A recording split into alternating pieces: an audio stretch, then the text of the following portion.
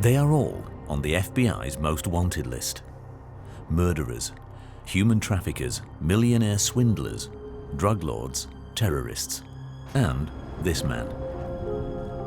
He's a threat to world peace and a key figure in the struggle between the superpowers. His name is Li Fangwei, but he also calls himself Karl Lee and uses several other cover names. No one on the wanted list has a higher bounty on their head, $5 million. The CIA, Mossad, BND, and other intelligence agencies have been tracking him for decades. One US president even got personally involved. In vain. There still was this air of mystery around this Karl Lee. He reminded me of sort of like the Colombian drug lords, you know, like Pablo Escobar. I would say that in all likelihood, he is an individual who exists.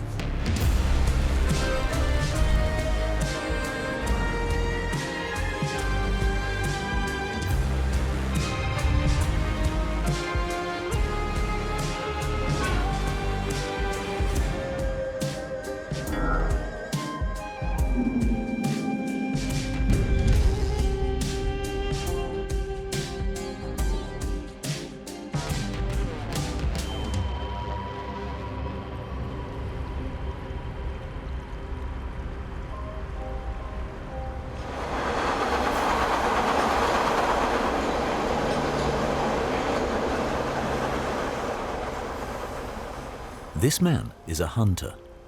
His speciality, the most ruthless arms dealers on the planet. My name is Aaron Arnold. I was an intelligence analyst at the FBI. The Karl Lee case was the most unique case that I ever participated in. I don't really recall any cases that reached sort of this level of sophistication and intrigue. It was the hunt for a phantom who, among other things, could help Iran obtain nuclear missiles, and of whom there was only a single ancient photograph. This is a sort of another mystery of Karl Lee. Why aren't there more pictures? Why aren't there videos? You know, it's kind of rare this day and age to be able to hide for so long without your photo being taken. Years ago, Aaron Arnold moved from the FBI into science. But this one case still haunts him to this day. It turned into, one of these cases where, after a day of trying to answer questions, you'd end up with more. Arnold is not alone. It's been the same for generations of investigators, intelligence officers, and diplomats.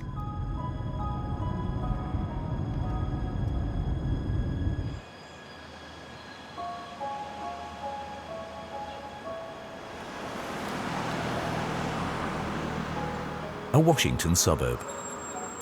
This nest is home to many who plan America's wars and shape US foreign policy. Here lives the man who was probably the first to pick up Karl Lee's trail. My name is Van Diepen. For about 14 years, I ran the office in the State Department responsible for, among other things, missile nonproliferation.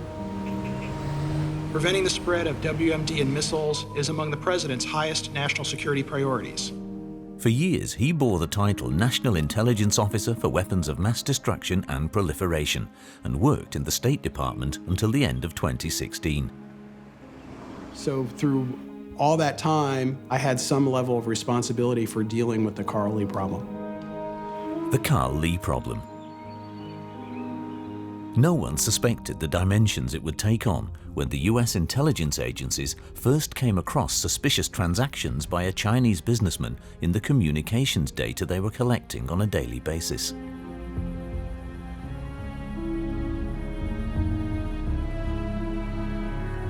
It would have been in the early 2000s, I think.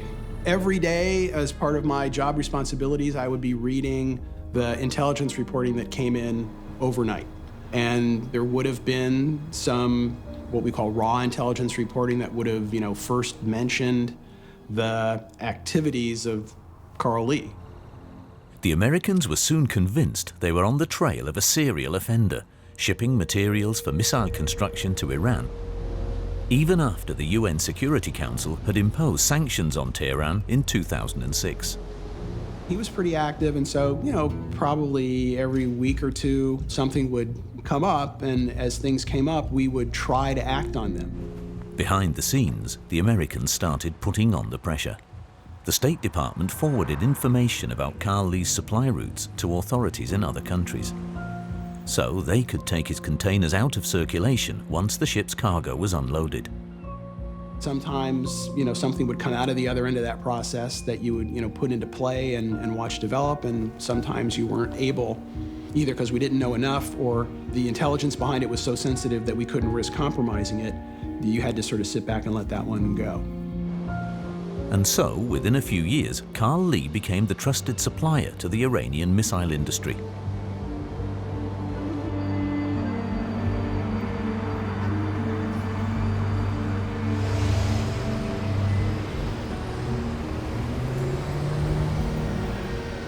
Israel's intelligence services also encountered Karl Lee at the turn of the millennium. They feared that the businessman from China could increase the range of their arch-enemy's missiles, with dramatic consequences for Israel.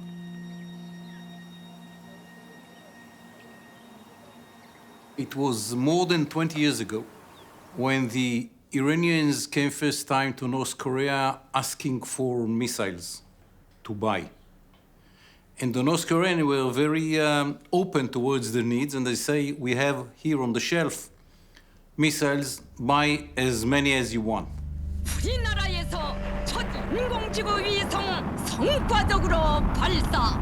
The Iranian question was very interesting. What is the range of the missiles? And when the North Korean told them that the range is 1,000 kilometers, they say, we don't buy. If it is less than 1,300, we don't need it. And we all ran to the maps to see what the 300s will add to their capability, and it was very clear.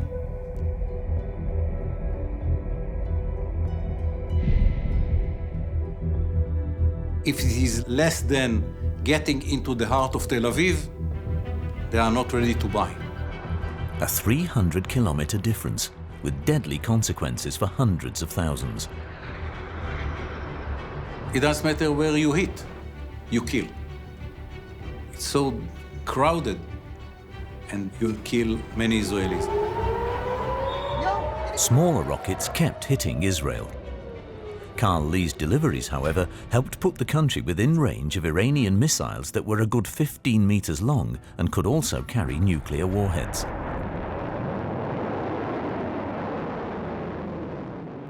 Then they used very clever technical solutions, switched from steel to aluminium, put in better steering, made the warhead smaller, changed the stability of the aerodynamics a bit. Suddenly it was possible to shoot over 1,500 kilometers, and then Israel was within range. The German Federal Intelligence Service, the British MI6 and other secret services also set their sights on Karl Lee in the noughties. But who is this man who could help plunge the Middle East into chaos? A lot of my colleagues have spent countless hours, digging through his marriage records, death records, legal records, to find out as much as they can about this guy. The investigators got hold of Karl Lee's passport number, a sequence of numbers that is like a fingerprint in China. It's valid for a lifetime and reveals the date of birth. 18th of September, 1972. The first two digits represent the province of birth. 23 means Heilongjiang, an area that lies in the far northeast of China, right on the border with Russia, or more precisely, with Siberia.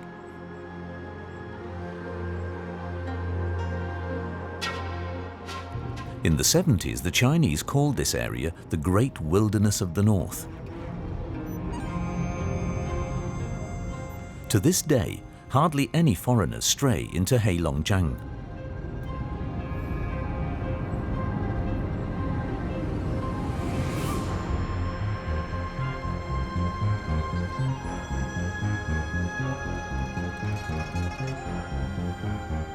Supposedly, Karl Lee spent his childhood here in a place called Chahaiyang, which at that time was nothing more than a large-scale farm. He was born into one of the darkest eras in Chinese history, Mao Zedong's Cultural Revolution.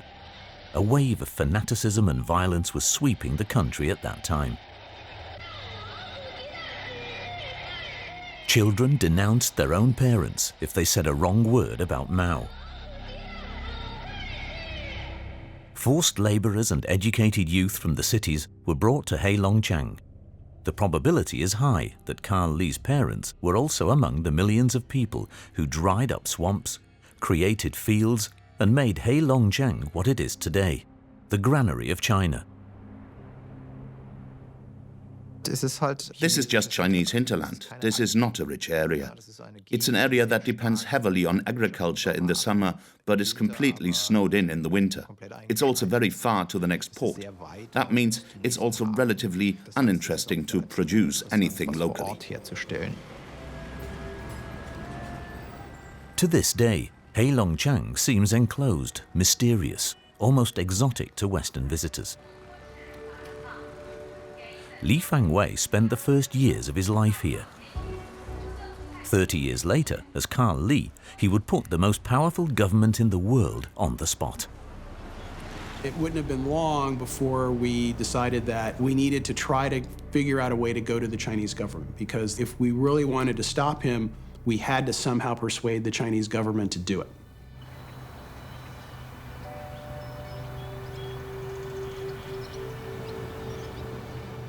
At first, the Americans believed they could actually achieve something that way.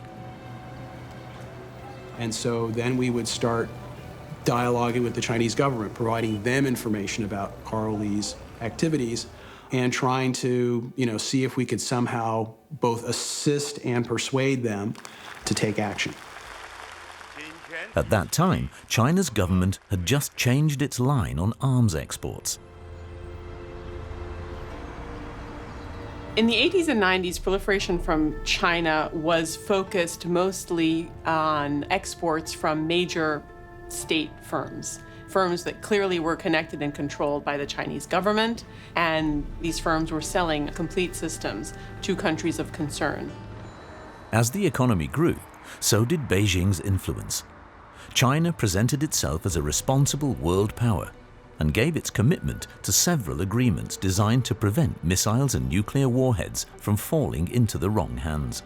China definitely has international obligations to do something. I mean, they're party to the Nuclear Non-Proliferation Treaty. They have said that they are adhering to something called the Missile Technology Control Regime. So coming back to Karl Lee, according to that regime, China is meant to be controlling missile-related technologies of the type that Karl Lee is providing.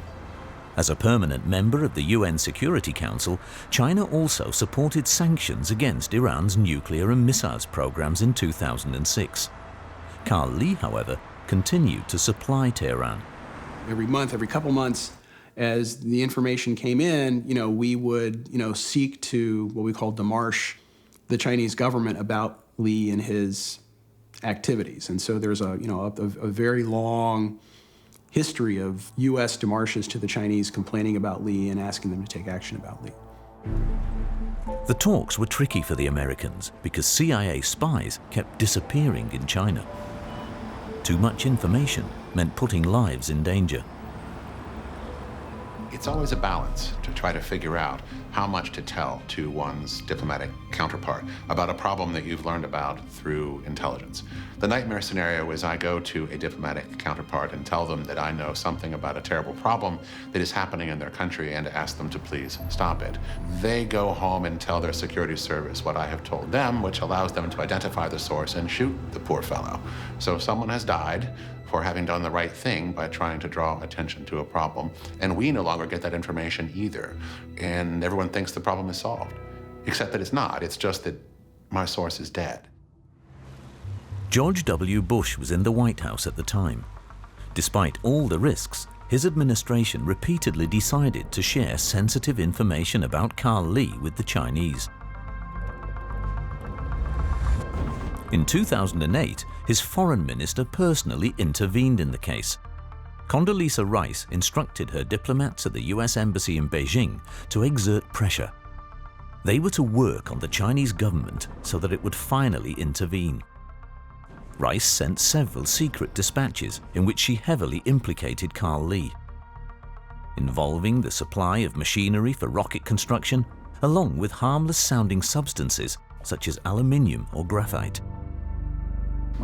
You can build jet vanes out of graphite which reach into this tail, into these exhaust gases of the missile, and change the direction of it, to put it very flippantly. So the missile can use the stuff that comes out of the back to steer itself. Karl Lee was also said to have supplied a large number of so-called gyroscopes to Iran.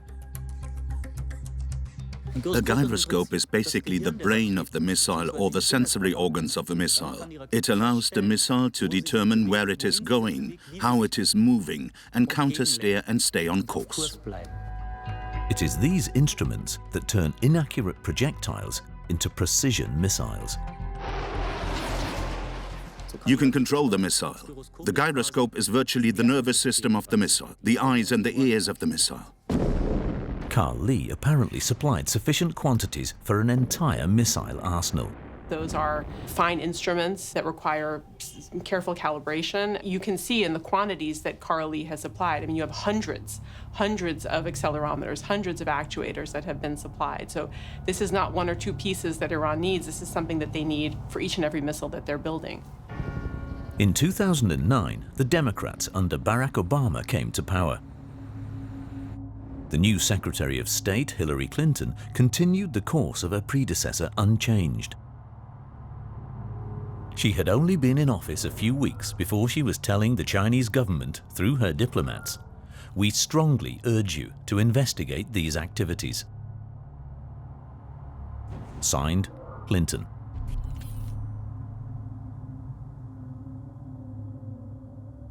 There are certainly lots of things that he's doing that are illegal in China. From our standpoint, there's plenty of domestic legal basis for the Chinese to take action, but for whatever reason, they haven't.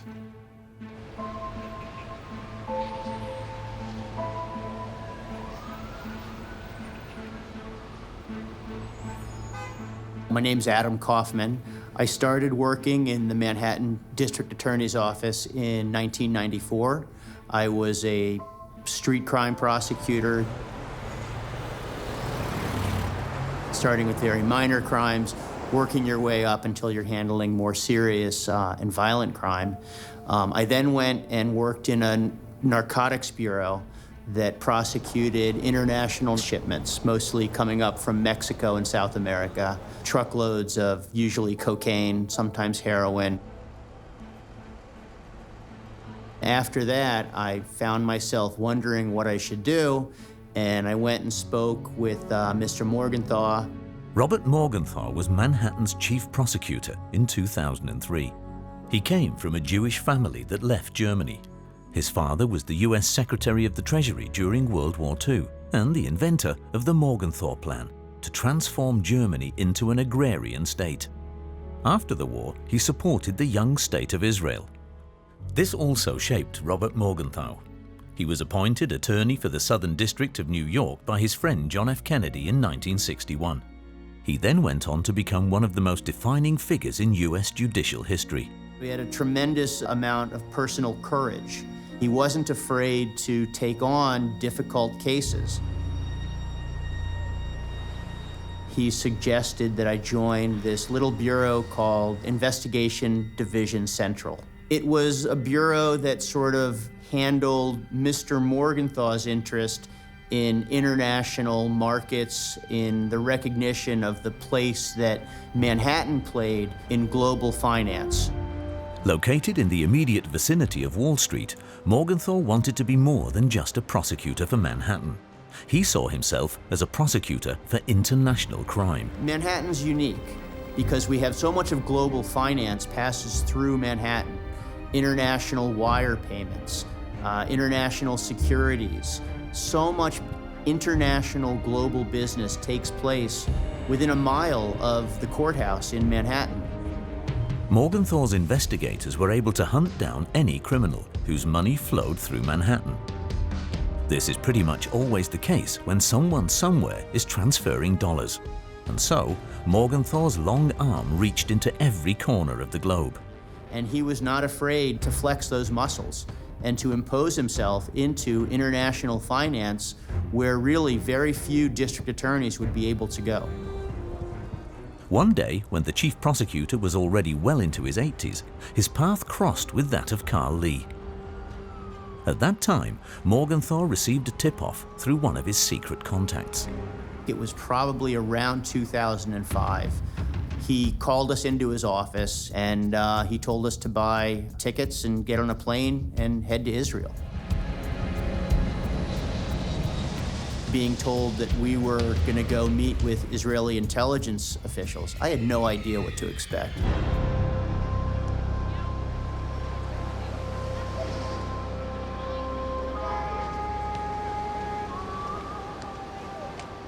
When the New York investigators arrived, they had never heard of Karl Lee. All they knew was that their boss was very concerned about the country his father had once supported. He viewed Iran as a threat to Israel, but he also had a view based on terrorism. He also viewed it as a threat to New York and to the citizens of New York, coming out of 9/11. In those years, the world learned that Tehran was running a clandestine nuclear program to build an atomic bomb.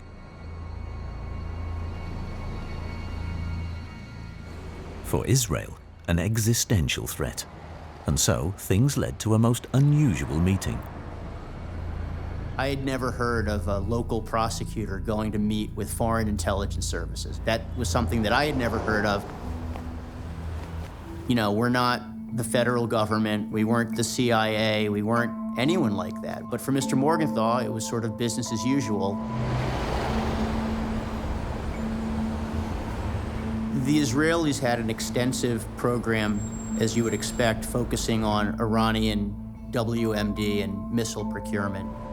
The Foreign Intelligence Service Mossad had long had Karl Lee in its sights, but the Chinese were an important trading partner of Israel, and the government did not want an open conflict with Beijing. And so, suddenly, the head of Mossad was sitting in front of New York prosecutors.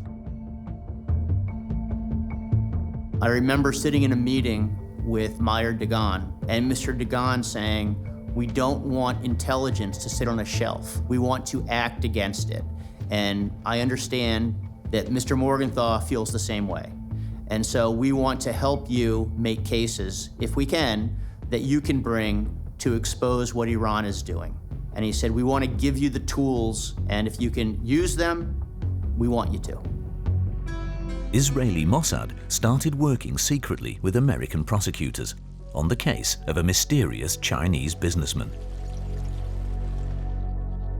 They gave us some opening information, and it was about Karl Lee. The authorities suspected he lived here, and perhaps still to this day, in one of the most important port cities in Asia.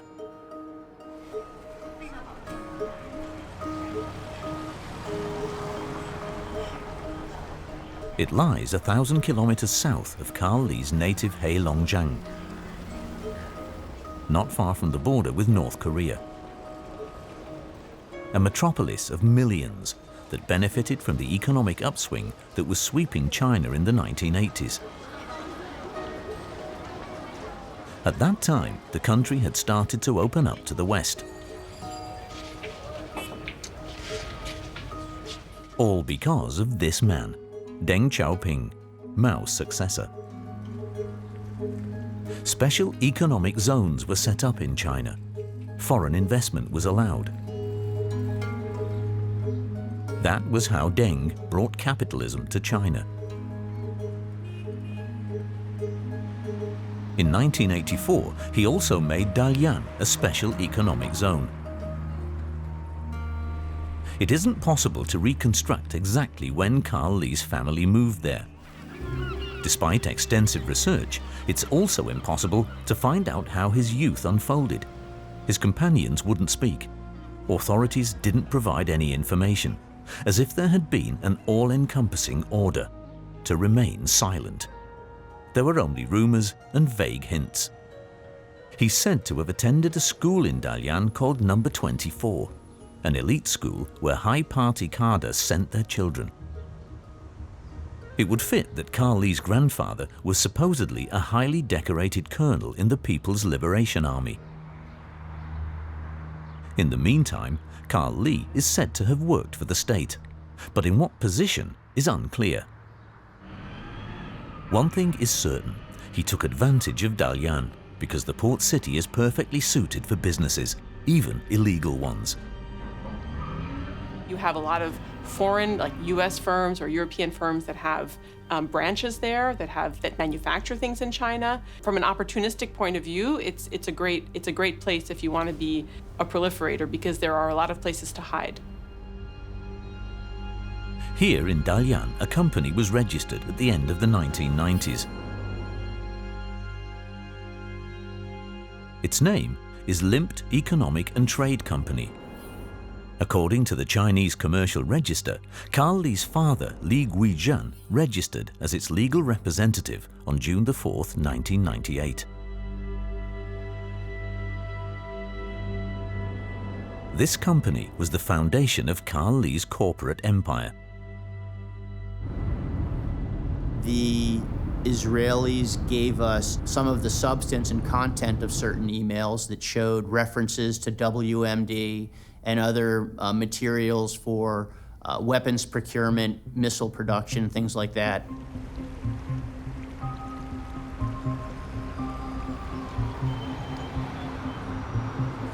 We would work until late at night. We'd order in pizzas, beers, and just work on this thing all the time.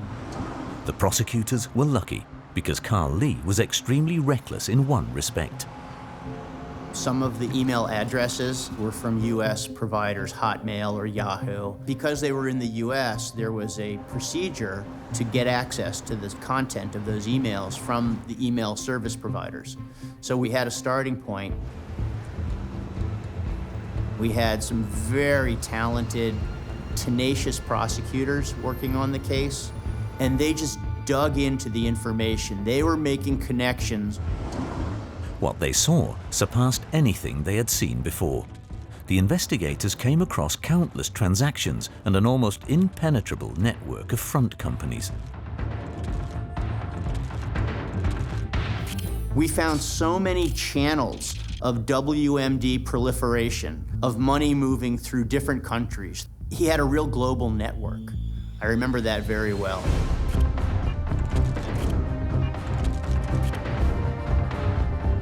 This mission was so fundamental, especially when we started seeing what was in the emails themselves. It became very real. He wrote, "We are the same company, the factory, the people, as previous Limped. Only difference is, company's English name has changed to new name, Xenometallurgy and Min Metals Industry." He would email people and say, well, don't worry about US sanctions. I'm just going to change the name of my company. I mean, he was brazen in the emails. He urged his business partners to play along with the confusion game. He wrote, "This is very important, otherwise the money can be blocked as last time."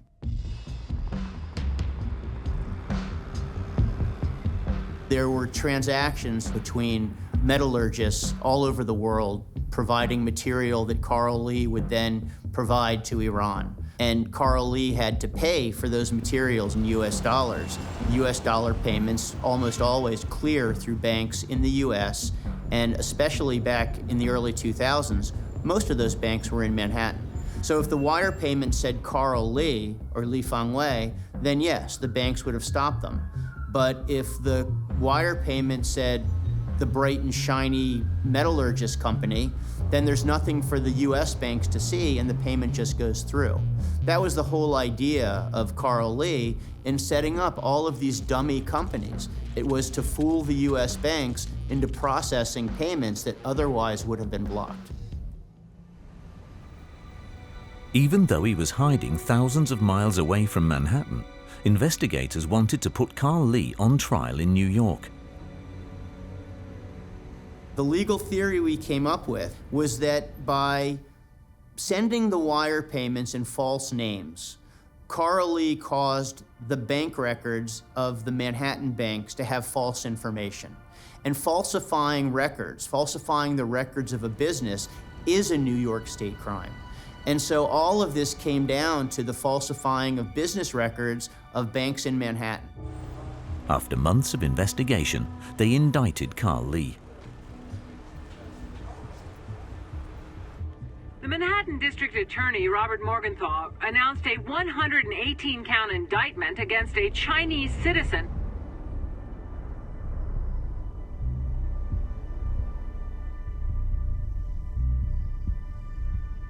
April 7th, 2009 was the press conference that we had to announce the indictment of Karl Lee. It was the opportunity for Mr. Morgenthau to show to the world that this Chinese proliferator was sending material to Iran that was going to kill people.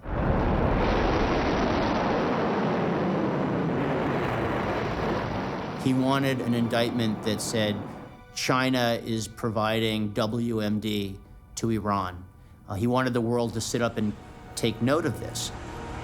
Robert Morgenthau requested the extradition of the then 36-year-old. The big question is, did the Chinese government know? After all, Chinese banks were involved in some of these transactions. Chinese companies have long been accused of using shell companies in the United States. Kitty Pilgrim, CNN, New York. But the extradition request did not seem to interest the Chinese government, and Karl Lee was careful. Allegedly, he left China to fly to Tehran on business, by direct flight, so that no one could arrest him during a stopover in another country and extradite him to the USA.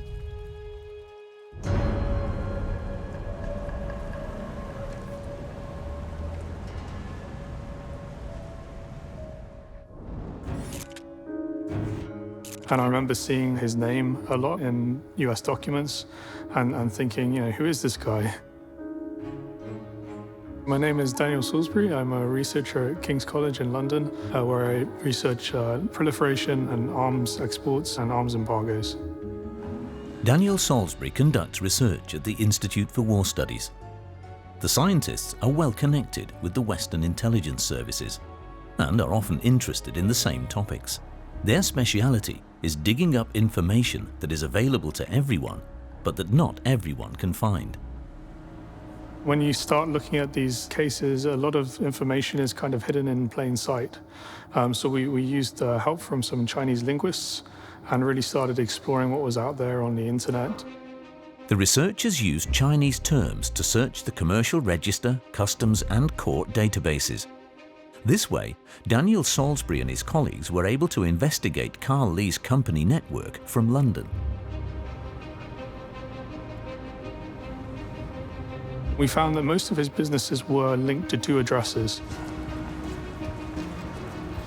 So the Yuju mansion appears to be a large office block in downtown Dalian. It's not quite a skyscraper, but it is quite tall, has a lot of floors. And I imagine this is the administrative part of the operation.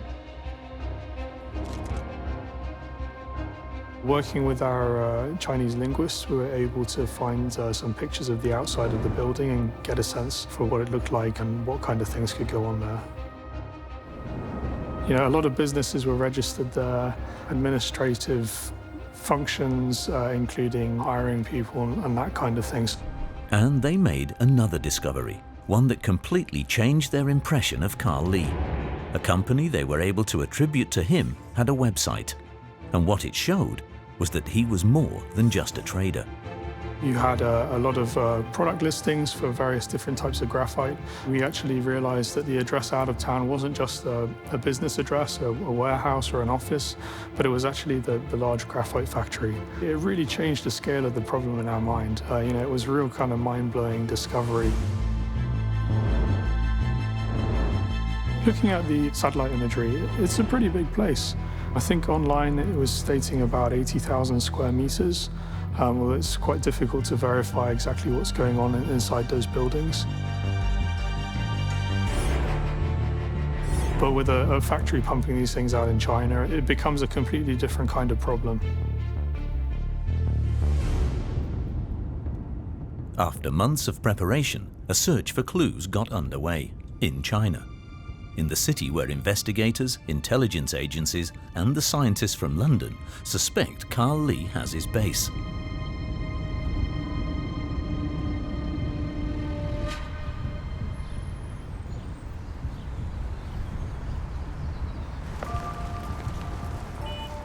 All traces of the world's most wanted arms dealer lead to this city.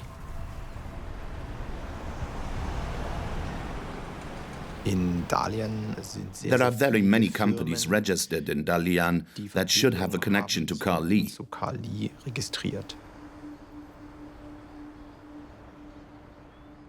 We assumed that if we were going to find him somewhere, then he would be in Dalian. Since the beginning of the pandemic, China had closed itself off from the world. The government expelled several foreign journalists and no longer allowed reporters into the country for individual research. The only chance to get closer to Karl Lee for this film, therefore, was two colleagues who have been living in China for years, Christoph Giesen and Matthias Böhlinger, who is also a cameraman. The two set out on a search for a single person in a metropolis of 7.5 million people. What we have set ourselves as a task on site is many of the companies that are registered there, that we visit them and look at what exactly can be seen there on site. Who can we talk to there and who might give us the next clues in the puzzle that we had in front of us? Let's find clues that ultimately lead to its existence.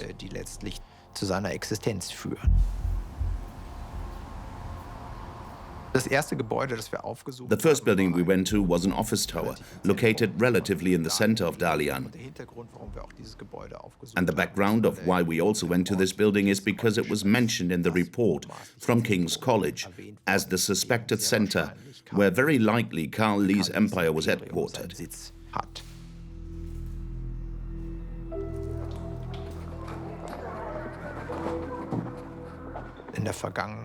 In the past, Karl Lee's companies were said to have rented an entire floor there.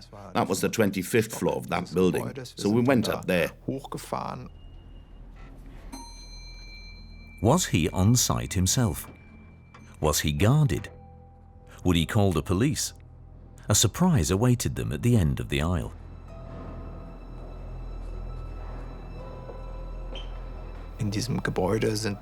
There were 8 offices or apartments in this building, and we knocked on each of these individual doors. And no one had heard from the companies that should have had their headquarters there.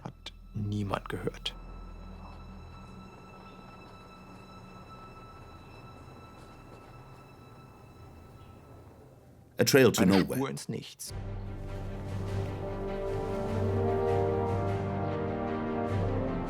My name's Thomas Countryman. I was a Foreign Service officer for a total of 35 years. From 1982 to 2011, I served in 5 different embassies overseas, at the United Nations, at the White House, at the Pentagon, mainly focused on issues in Eastern Europe and the Middle East. Countryman served 7 presidents. He was considered a kind of all-purpose weapon of US foreign policy. But then from 2011 to 2017, I was the United States Assistant Secretary of State for Non-Proliferation.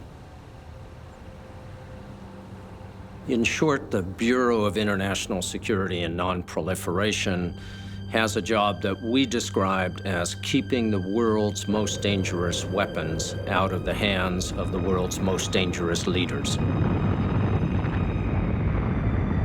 And in that job, one of my important tasks was to constantly raise with the Chinese government our concern about the illegal exports of high-tech material that Mr. Lee was organizing from China to Iran.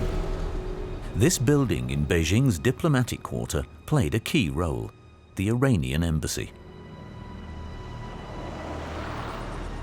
His usual means of contact was through the Iranian defense attaché in Beijing. The primary job of the Iranian defense attaché in Beijing is to acquire technology that is needed for Iran's military programs.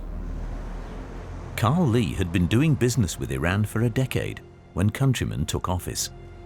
The problem was that he had become, in essence, the most valuable member of the Iranian ballistic missile team. So you can't say that his arrest would have ended the Iranian ballistic missile program, but we're convinced that it would have slowed it down significantly. I spoke about him in every conversation that I had with Chinese counterparts. We would often see each other at the same meetings in New York, in Vienna, in Geneva, but we also met in each other's capitals in Washington and Beijing. The case was becoming a serious strain on relations between the two superpowers. They sort of washed their hands of it saying, hey, this isn't China, this is some guy.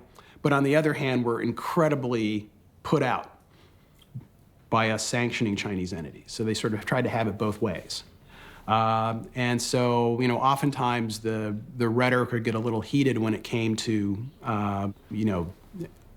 them being upset about us sanctioning Chinese entities, including Karl Lee. But why weren't the Chinese doing anything?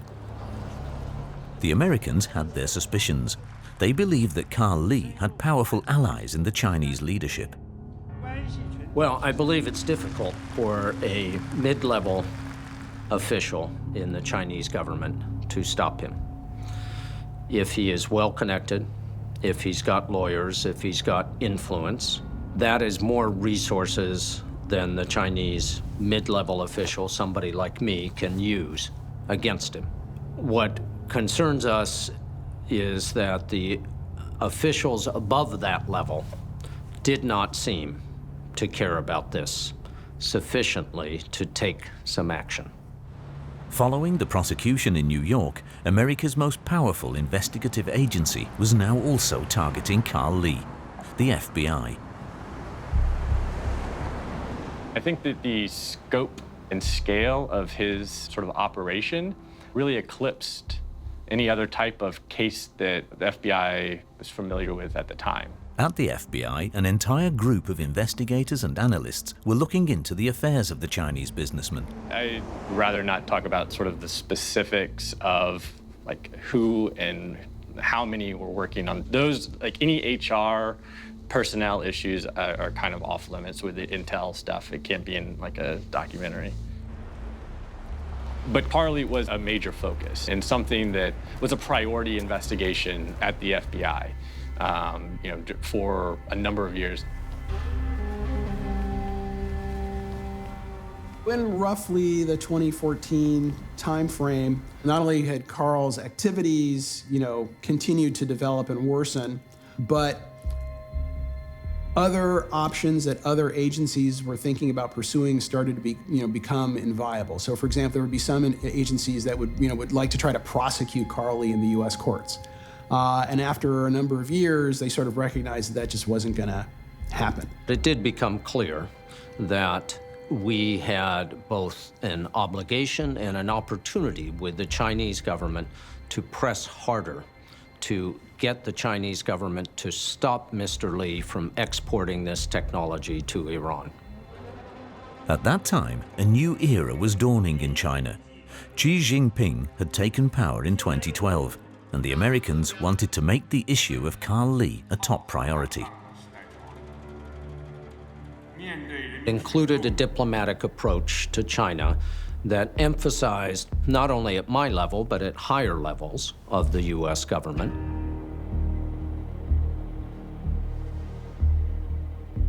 the name has gone to President Obama. I'm also aware that President Obama mentioned that name to the Chinese, specifically complained about it.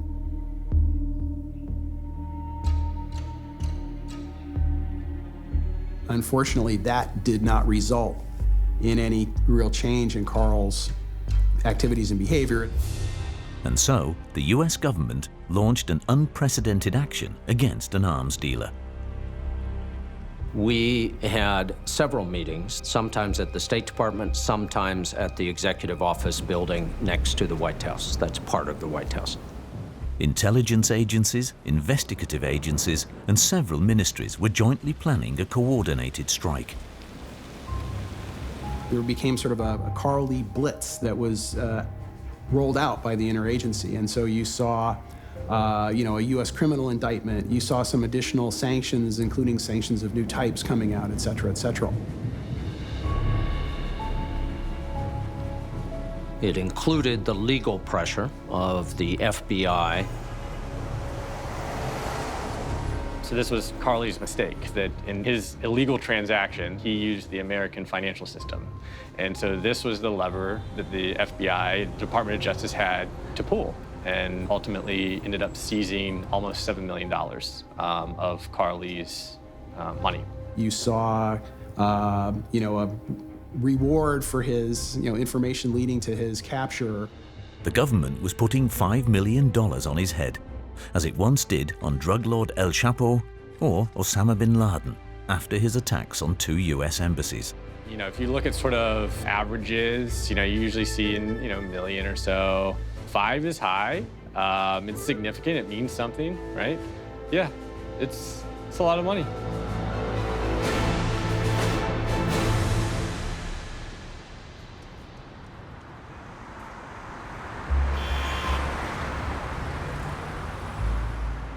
The day after, for the first time, a representative of the Chinese government publicly commented on the Karl Lee case.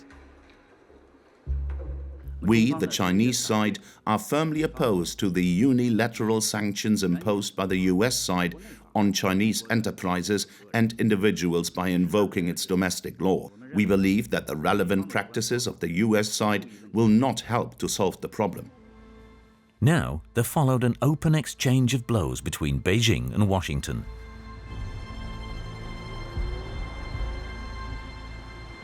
We are very clear about the activities that this individual has undertaken and their threat to international stability and security, and that's why we were very clear from the State Department that we would offer a reward for information about his whereabouts that could bring him to justice. If he's in China, what's the need to put this? Well, as the release said, he's a fugitive right now. So I'm not going to speculate on where he might be. On Capitol Hill, anger at Beijing broke out publicly. So the Chinese government says they can't figure this out. They can't figure out how to shut him down, or guys like him. But the good news is they can figure out other things in China. They figured out how to arrest 5 women who belonged to a feminist organization last year. They figured out how to jail 44 journalists last year. They figured out how to put 27,000 Muslim minorities in the Uyghur region in prison last year. They could figure that out. But they can't figure out Karl Lee. Mr. Lee has money and lawyers, and the Uyghurs and the women's NGOs and the others do not. The Chinese government has demonstrated that it has the authority and the capability to put out of business anyone that it wishes to put out of business. And then, suddenly, a website about Li Fangwei, alias Karl Lee, appeared on the internet. Its operators wrote they wanted to spread knowledge about him. The site featured drawings of Karl Lee's face, photo montages, and articles in English, Chinese, and Arabic about his alleged culpability in the suffering of tens of thousands of children in the Yemen war, where Iranian missiles were used, and about arms deals.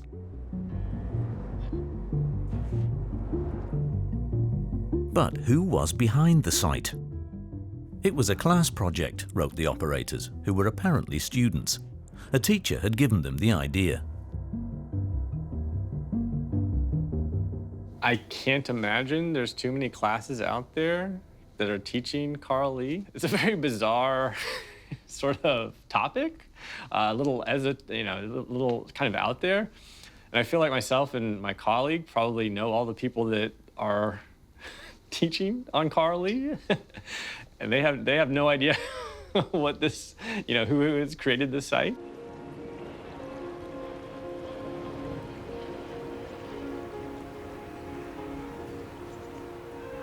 I'm Jeff Stein. I've been covering national security issues for about 40 years now, and that followed my own service in the Army as an Army intelligence case officer, where I began to get insights into how the clandestine mentality worked, and that's served me well over the years. I was with Newsweek for many years and the Washington Post, and now in my semi-retirement, I am the founding editor-in-chief of Spy Talk, a website that covers intelligence issues.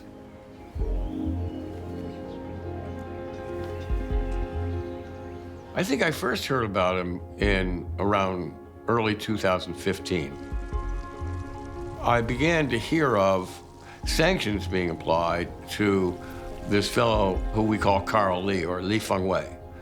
So I began looking into it, and I found that federal officials were more than happy to brief me and let me know what was going on. And I wrote a major story for Newsweek. The title of his article was How China Helped Iran Go Nuclear. He picked up details about Karl Lee from intelligence circles. He liked luxury cars, but I was told also that he was sort of a stay-at-home guy. He didn't go far from Dalian. We didn't learn a lot more about him except that we did have a stringer go there and do some reporting on him to locate his offices and his home. So we knew he was there. We knew he existed. But we couldn't gather any more information on him.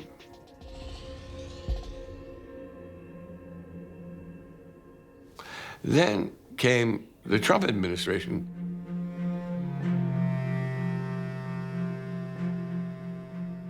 I'm angry when China's making $500 billion a year and sucking our jobs and sucking our money out of our country, and we don't do anything about it. The Trump administration was on a campaign to blame China for everything. And as part of that, some White House officials summoned me to come down to the White House and discuss the case of Li Fangwei, and that was in 2018.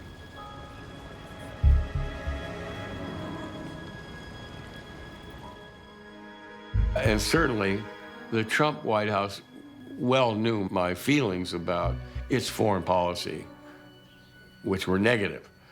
And I often had testy exchanges with White House spokespeople when I called them for a comment on something. So that they reached out to me to talk about this case and invite me down to the White House or the adjacent old executive office building to talk was quite unusual. I mean, I was very amused by that. But we were on the same page with that issue with Li Fangwei. As the White House launched a Karl Lee PR offensive, the Iranian missile threat increased dramatically.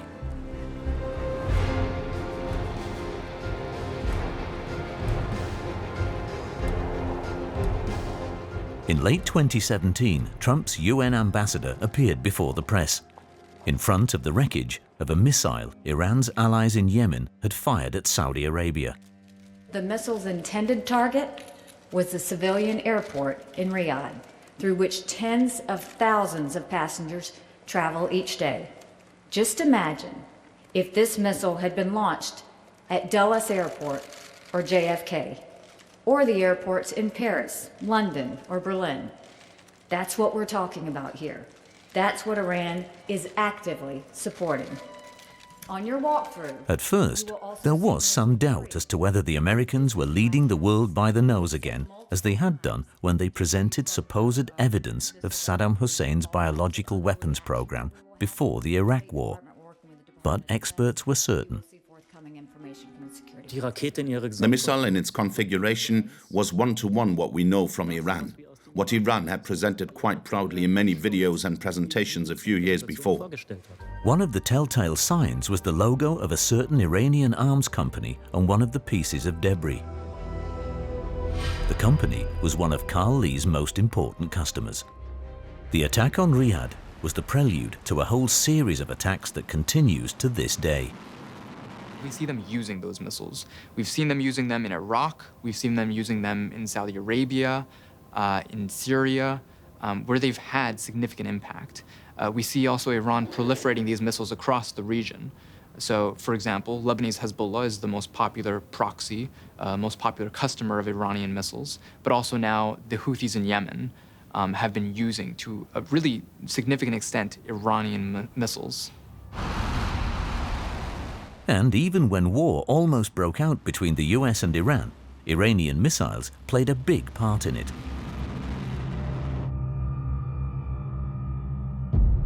The one attack that stood out in recent years was the Iranian attack on the Iraqi bases hosting US forces in January 2020. Iran had launched a dozen missiles targeting these sites. It was extremely dangerous. It did result in over 100 traumatic brain injuries among US service members. Had this strike resulted in US fatalities, we would have seen a much more significant US response than really we had seen in past years. And I don't know how far the escalation spiral would go down. One thing is certain. Without Karl Lee's help, Iran's missile program would not be where it is today. But what does the Chinese government have to say about it? The chance of getting an answer is highest outside China.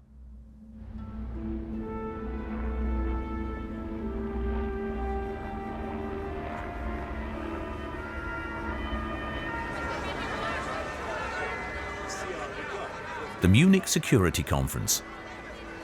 Every year, heads of state and ministers, military leaders and intelligence chiefs from all over the world meet here. In February 2020, one of China's highest-ranking politicians was on the guest list. Foreign Minister Wang Yi, whose ministry had been negotiating with the Americans over Karl Lee for 2 decades. How are you? Thank you so much. Jean-Yves Le Drian is around. Your friend. My Minister of Foreign Affairs.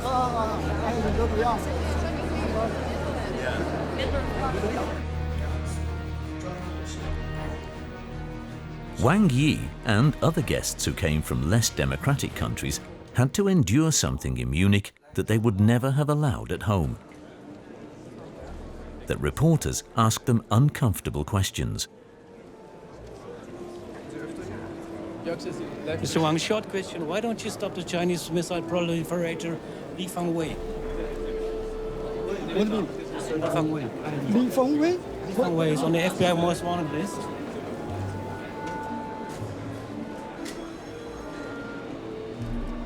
The journalist did not take no for an answer.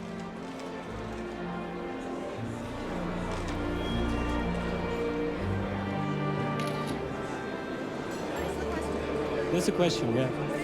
The question is, why don't you stop Mr. Li Fangwei, also known as Karl Lee? He's on the FBI most wanted list.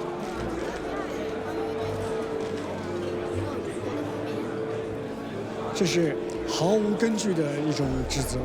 a groundless charge. This is a groundless accusation, said China's foreign minister. China doesn't admit, of course, providing any missile-related materials or components to Iran, so it's a little bit hard to have hard evidence here. My own suspicion is that they find themselves to have something of a coincidence of interest in that trade. Karl Lee's deals fit into Xi Jinping's strategy. He sees his country as the second remaining superpower that will soon outstrip the United States economically and militarily. Chinese strategists believe that Beijing would benefit from a strong Iran. To complicate U.S. strategy in the Middle East, perhaps encourage Western governments to become more distracted by Middle Eastern problems and less worried about what might be happening in the Indo-Pacific that China might be behind. So that's very convenient for them. For example, if China should one day turn its threats into reality. in case land maneuvers turn into war and the People's Liberation Army begins an invasion of Taiwan. But where is the man who over the years and decades has become a key figure in the struggle between the superpowers? The reporting team in China made its way to one of the most important companies in Karl Lee's network, Dalian Karat Industry.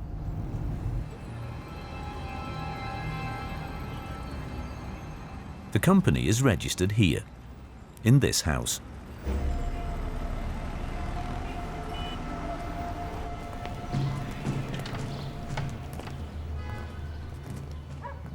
This wasn't an office, it was a very classic Chinese compound.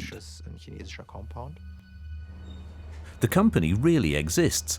It has been proven to export. It even won a court case against a supplier in breach of contract. But the door is opened by an old woman with a knife in her hand. She's been cutting vegetables.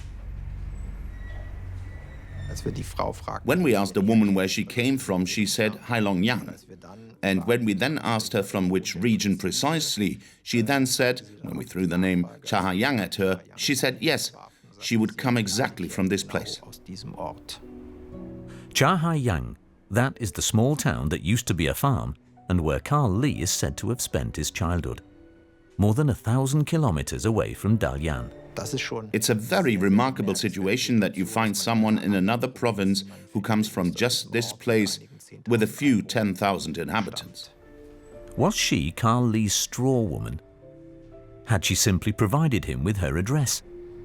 Had she perhaps known him since his childhood, from home in the far north?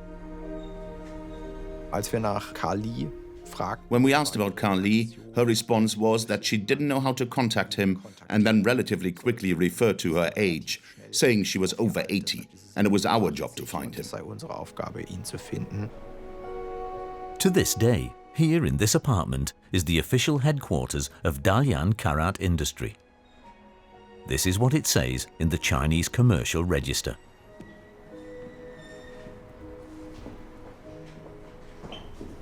In this story, with each answer, new mysteries open up. As with the question of who was behind the website, Who is Li Fangwei? One thing was certain, the operators did not want to be recognized. They registered the page via an anonymization service. The content of the site was becoming more and more peculiar and elaborate. The message of this comic was that the unscrupulous and profit-hungry arms dealer Karl Lee did not need to fear investigators and law enforcement, because he could hide behind the Chinese state. It's incredible, right? I don't think we've ever seen that kind of thing done with a proliferator either. I mean, it looks fairly sophisticated and well thought out. It seems like someone has put some resources into this. And I get a sense reading it as well, and having seen various Chinese comics that the Chinese government has used to talk to people about national security issues in China, it looks like someone has seen those and thought, okay, this maybe is a good way to talk to a Chinese audience. And then, a lead to the people behind it opened up, on this Facebook profile. The owner was supposedly studying international security in Germany, and stated that the Who is Li Fangwei pages were his. Apparently, he was studying in Heidelberg. Anyway, he seemed to have liked many university-related pages as well as Heidelberg student life. The only strange thing was that no one at Heidelberg University had heard of a student named Shang Zhengbo, let alone a website or a study project about a Chinese arms dealer. Neither the professors in question nor the student representatives.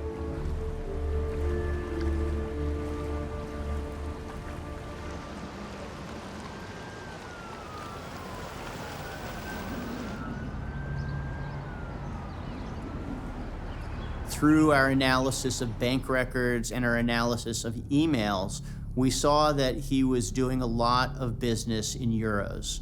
We did see that a lot of those payments cleared through Frankfurt. And so we decided that we would go try to encourage the Germans to take an action similar to what we had done. So we went over to Germany. We had put together a book, a dossier of the euro payments that we had knowledge of. So we were showing the originating bank, the parties, the dates, and the banks that were processing the payments through Europe, and specifically the German banks that were clearing the payments. And we went over to Bonn, and we met with a woman, a federal prosecutor in charge of sanctions enforcement in Germany. And we met with a team of investigators from the federal police, and we presented our information to them. We had a good meeting. They asked the right questions. They were clearly thinking about it. And then the sort of team of police investigators took us out for dinner and beers. We had a nice German dinner. We had, I think, as I recall, bratwurst, bunch of beers. And then they excused themselves, and I think my colleagues and I stayed out a little bit longer, as we might.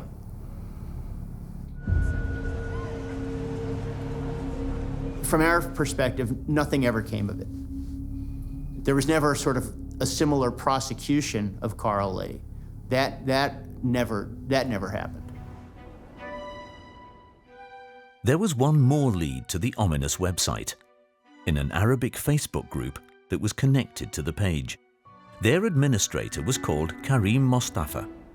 Allegedly, he was also studying in Germany and living in Berlin. What was striking was that his profile was structured in exactly the same way as Zhang Zhengbo's. Both had featureless profile pictures with glasses and a book. And both had become active on Facebook for the first time within just 2 days of each other. And they had something else in common. They were both untraceable. The supposed students were also not registered at the registration offices in Berlin and Heidelberg. It seems as if they didn't actually exist in real life. The fact that these people are ghosts and basically don't exist would fit with a theory of this being run by a state. It leads us to think that, perhaps this is, a government operation. It may be a government operation to try to sort of get the word out about Karl Lee. Especially in states that spend a lot on intelligence and have, many thousands of people working in this area, it's quite possible that there's someone in an office somewhere whose job it is to run these kinds of operations, maybe against Karl Lee, but also against other narco-traffickers or other non-state threats as well. So, was this the work of intelligence operatives? It's quite possible that people making those videos know something about him and have a good sense of how he might react to something like that.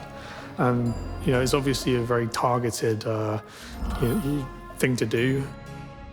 In the language of intelligence agents, such a thing is called an information operation. There's also sort of maybe also a name and shame sort of component, maybe get under his skin a little bit.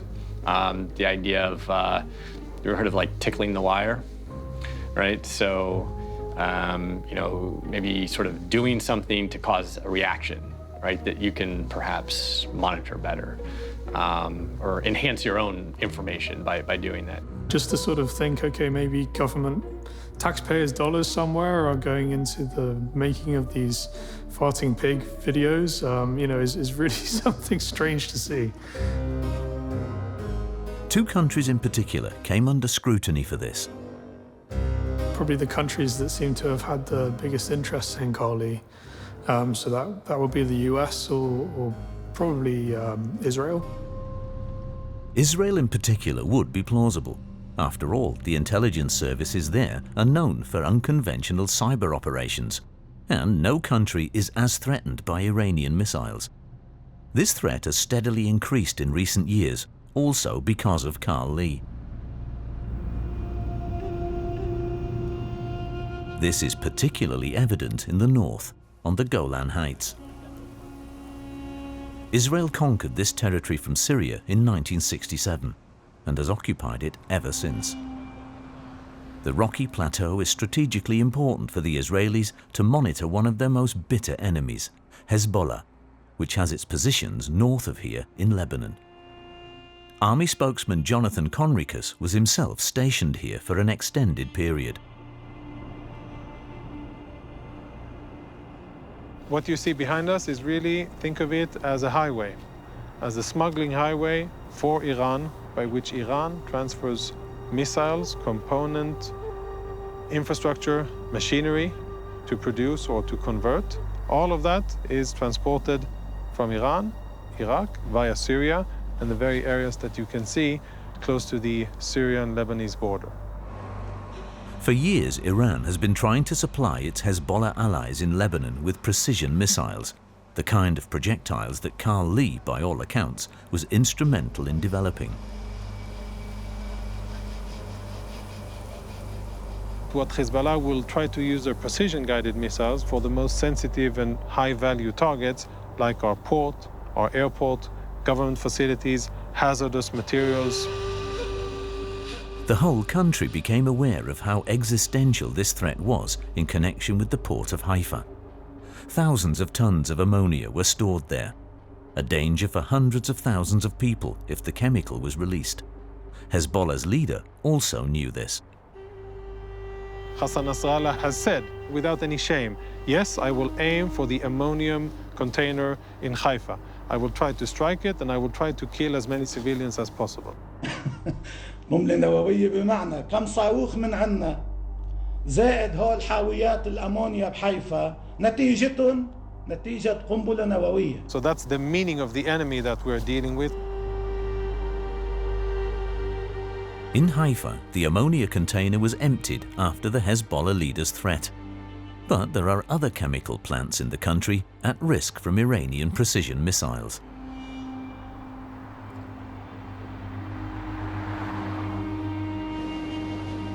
Especially because Karl Lee had been supplying navigation instruments to Tehran for years, while the Western intelligence services could only stand by and watch. The officials, I remember, were very angry.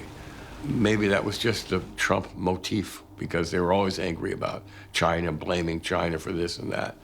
They were on a campaign against China. So I wrote the story. In Newsweek in 2019, Jeff Stein published an article about new Donald Trump sanctions on Karl Lee and about officials' cold fury at the Chinese government. They said to me, this is just the start, these new sanctions. We're going to do more. We're going to really teach China a lesson with Li Fangwei. Around the same time, a member of the Trump administration began denouncing Li Fangwei, aka Karl Lee, and the Chinese government on Twitter. Assistant Secretary of State at the State Department at that time, Christopher Ford.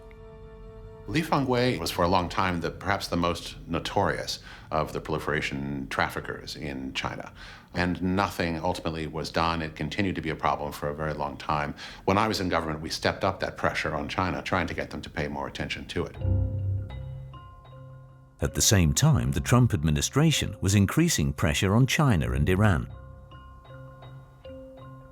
In charge of the latter was this man, Brian Hook, a hardliner and close confidant of the president. He was the US Special Representative for Iran at the time. The Iranian regime has been chanting death to America. Iran has been very successful at its mission to try to terrorize the Middle East. It is a corrupt religious mafia that has really impoverished its own people in order to fund an ideology that they export around the world.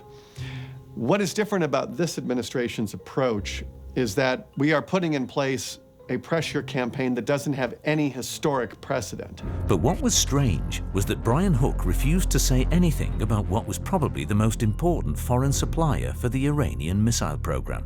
I don't have any comment on Karl Lee. Don't have any new information to share with you on that. It was the middle of 2019, and all of a sudden, Washington went quiet. Well, we haven't heard anything since then. So, what's going on? Christopher Ford, the Assistant Secretary of State at the State Department, also suddenly stopped tweeting about Karl Lee.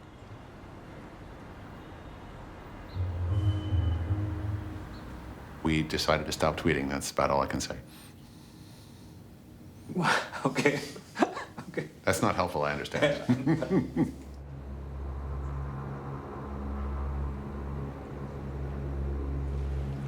The silence was deafening, as they say.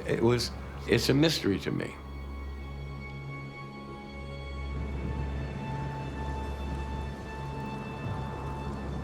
And then I, tracked these same officials a couple of years later. Every once in a while I would call and say, yeah, what's going on? Well, they're not talking about it. Officials are reticent to talk about him at all, or they have memory loss. They suddenly can't remember. I have to remind them. Karl Lee, the Chinese, oh, that guy. So they're not talking about Karl Lee. Karl Lee may not even be on their mind at all. And if he is on their mind, they're not making it public what they're doing. Furthermore, the website, Who is Li Fangwei, suddenly was removed from the net. What happened to Karl Lee? Heading north from Dalian, searching for traces in China. Karl Lee's graphite factory was said to be located 100 kilometers away from the port city, according to researchers at King's College in London. The factory that distinguishes Karl Lee from many others in his trade. The one that makes him both a trader and a producer. Welcome, it says on the chimney. And the name of the company, Sinotech Carbon. The company's been in existence since 2006. A quarter of the shares belong to Karl Lee, the rest to his younger brother, Li Fangdong. The question was, of course, is this now an industrial ruin? Is there anything left there at all? Or does production of graphite parts still actively take place there? This question can only be answered from close up.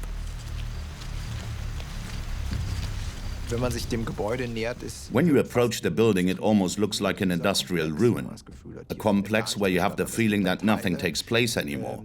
But then there are parts where the latest surveillance technology hangs. Very many cameras that keep an eye on who approaches this factory site. At any moment, this research could be over. But the opposite happens. One can walk on the factory premises without any problems. The gates are open. Interestingly, there was no one there to talk to at the time.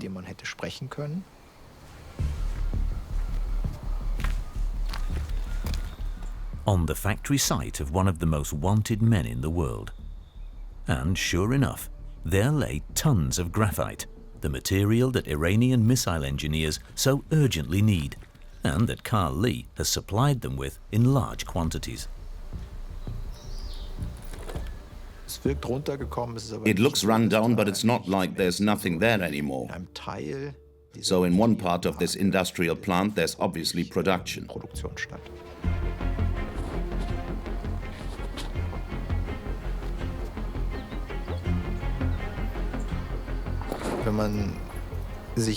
When you look at that, it's supposed to be the most dangerous arms dealer in the world, that the FBI has put a $5 million bounty on this man's head, and all of a sudden you get to the probable linchpin of his empire and you see, wow, so this is the most dangerous man? And here it kind of looks like the fox and the rabbit are saying goodnight to each other. Then you ask yourself, does all this fit together like this? The duo still had two wild cards, two telephone numbers from Karl Lee's closest circle.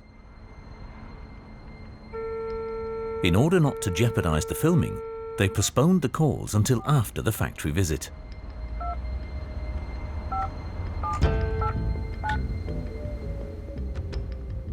Li Fangdong is the younger brother of Li Fangwei.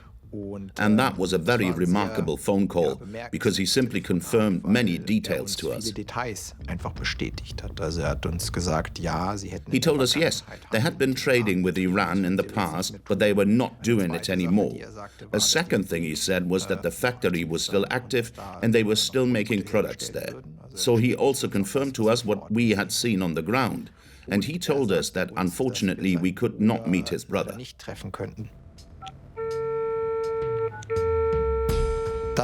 Then we called another number. There was speculation, especially in the paper, and the research report from King's College, that this could be the older brother of the family.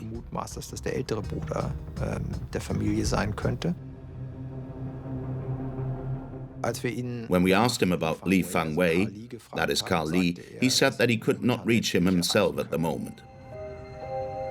Where was Karl Lee? And why was no one in Washington talking about him anymore? At the beginning of the Biden administration, I made some sort of gentle inquiries about Karl Lee, and zero, zip, nada, silence.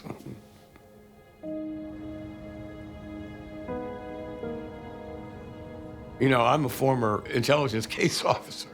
I've been covering the CIA and other intelligence agencies for years. So I wondered, well, maybe we doubled Li Fangwei. Maybe he's our guy now. Karl Lee, a double agent who betrayed his own business partners to the enemy? An audacious theory, but such cases have certainly occurred in the past. I mean, I have no evidence of that whatsoever, but that's the way my mind works. I mean, I couldn't find any other logical explanation why the U.S. would suddenly go silent about Li Fangwei.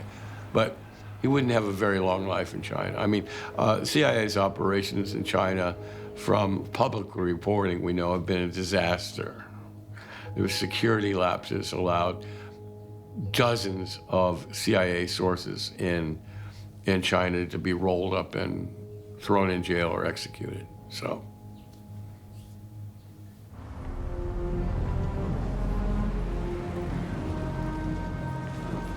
And then a new lead opened up on the internet for 31 minutes.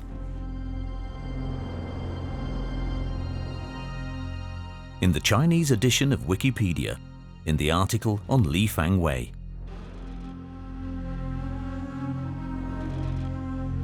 the version history states January the 8th, 2021 at 6:58, an anonymous user added a short passage.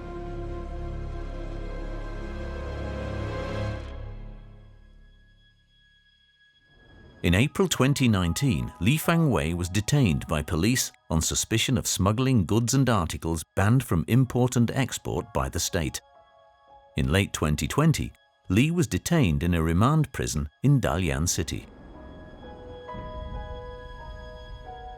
At 7:29 a.m., the sentence was removed again by the same user. The reason given was that he had no reliable source for the information. Is this the answer, that he's in prison? But then why is the FBI still searching for him to this day with a $5 million bounty on his head? One address was still outstanding, the last on the list. The headquarters of a company that to this day is 60% personally owned by Karl Lee.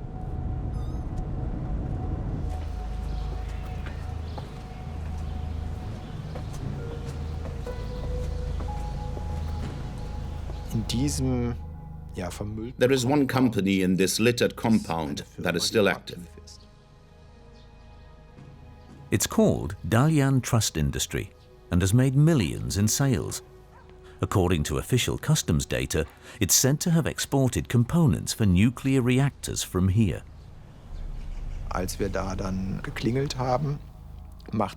When we rang the bell, no one answered at first, but we asked the neighbors again to make sure that this was really the address. And then they said, yes, it is. But we would have to go around the house, the neighbor, who could possibly also be in the garden. Was the solution to every mystery waiting here?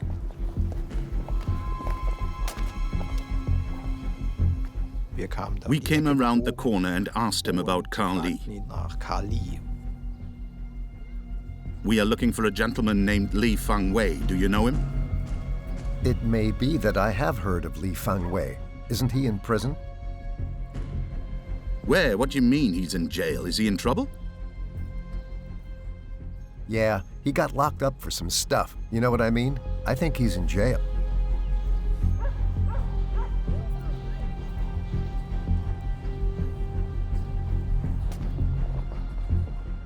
Then he suddenly asked why we wanted to know that. And a little later, our conversation with him was over.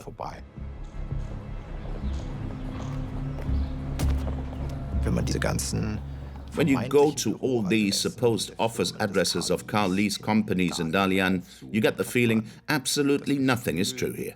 Yes, there are private addresses. These are people who are either private individuals, some kind of pensioners who will not and cannot run any companies. And they probably don't even know what exactly is being done there in their name.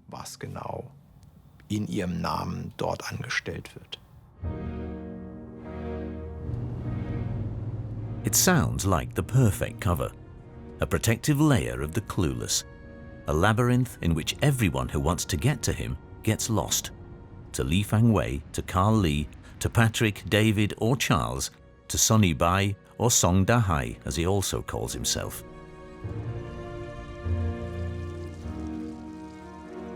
But could it be that the neighbor is right anyway? That the now 50-year-old is in prison? Because the Chinese government took him out of circulation after 2 decades? If anyone should know, it's Christopher Ford, the top official who suddenly stopped denouncing Karl Lee and China's government on Twitter. Was one of the reasons that he might have been arrested at that point in time, that you stopped tweeting? As I say, I'm not in a position to talk about any specifics with respect to Karl Lee. Christopher Ford does not answer specifically, because the recent events surrounding Karl Lee have been classified by the US government. But what he says sounds like a hint. I always sort of suspected, as we drew attention to Karl Lee, if we were lucky, they would actually stop some of the network. If we were less lucky, they might still do something to him in a way that would undercut our criticism and allow them to say that this is not a problem and have us be unable to contradict them. In the past, the US government often got concessions from Beijing when the countries discussed trade. And indeed, during the period in question, China's state and party leader Xi Jinping approached Donald Trump to prevent new punitive tariffs. Beijing made concessions at that time, and there are some indications that among them was the arrest of Li Fangwei. But if that's true, does it solve the problem? Is the world a little safer? For a long, long time, Li Fangwei was sort of the, as we say, the poster child for the proliferation problem. But I should say, if Li Fangwei were hit by a meteorite tomorrow, the proliferation problem would not evaporate. These are fairly well-established institutions that appear to have some degree of official, at least protection and perhaps permission to do this. His network, at any rate, is said to remain active, with or without him.